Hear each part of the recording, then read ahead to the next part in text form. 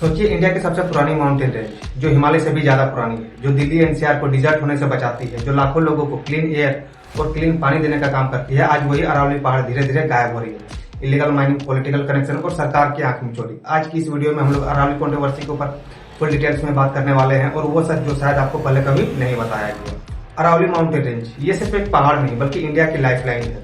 अरावली की एज लगभग 1.5 से 3 बिलियन साल बताई जाती है। ये दिल्ली, राजस्थान, हरियाणा, गुजरात तक फैली हुई है।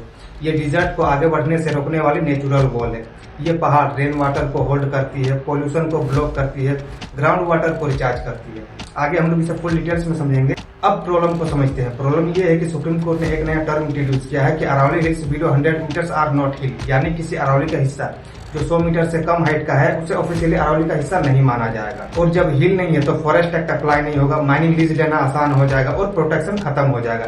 इससे अरावली रेंज की 90% पहाड़ियां साफ हो जाएगी, क्योंकि अरावली रेंज की 8.7% पहाड़ियां ही 100 मीटर को क्वालिफाई कर पाएगी, बाकी सब 100 मीटर से कम हाइट का है। इसके अलावा अरावली रेंज उसी को माना जाएगा जो 500 मीटर के अंदर में 2 या 2 से अधिक अरावली के पहाड़ होंगे, अदरवाइज वो भी अरावली का हिस्सा में नहीं आएगा।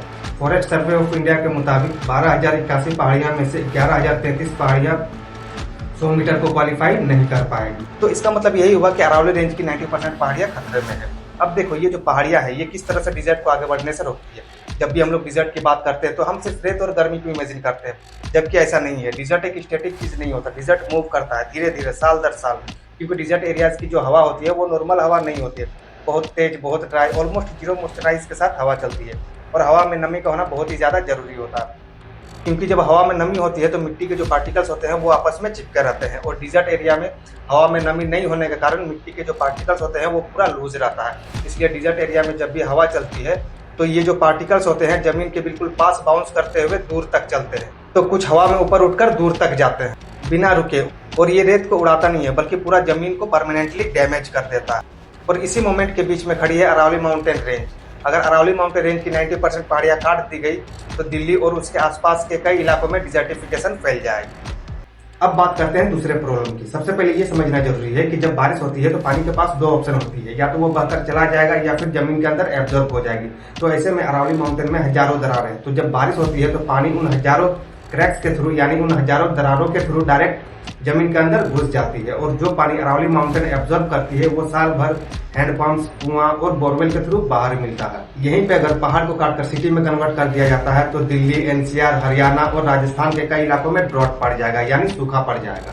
अब बात करते हैं तीसरे प्रॉब्लम की, जो कि है पोल्यूशन। पोल्यूशन सिर्फ फैक्ट्रीज और गाड़ियों से नहीं आती है। पोल्यूशन हवा के साथ साथ ट्रेवल करती है, और जब हवा ट्रेवल करती है तो उसे रोकने वाला भी कोई चाहिए। और यहीं पर काम आता है अरावली माउंटेन रेंज। जिस तरह दीवार आवाज को कम करती है उसी तरह अरावली माउंटेन रेंज हवा के साथ साथ पोल्यूशन को ब्रेक करती है। दिल्ली एनसीआर की तरफ जो हवा राजस्थान और इंडस्ट्रियल एरियाज से आती है, अरावली उस हवा को स्लो करती है, ब्रेक करती है, ऊपर की ओर डाइवर्ट करती है। इससे पोल्यूशन का जो डायरेक्ट फ्लो होता है वो कम हो जाता है। साथ ही अरावली हिल्स पर जो पेड़े हैं वो पोल्यूशन के लिए नेचुरल फिल्टर का काम करती है। जो पेड़े होती है वो अपनी पत्तियों से डस्ट को पकड़ लेती है, हार्मफुल गैस को एब्जॉर्ब करती है, ऑक्सीजन रिलीज करती है। अब अगर अरावली नहीं बची तो क्या होगा? दिल्ली में सांस लेना मुश्किल, पानी के लिए सिविल वॉर जैसी हालत, एक्सट्रीम हीट, फूड क्राइसिस। और ये साइंटिफिक प्रिडिक्शन है। अरावली सिर्फ पहाड़ नहीं है बल्कि ये हमारा फ्यूचर है। फिलहाल अभी सुप्रीम कोर्ट ने 100 मीटर वाले स्टेटमेंट को रोक दिया है और एक नई हाई पावर्ड एक्सपर्ट कमेटी बनाकर पूरे मुद्दे की फिर से जांच कराई जाएगी।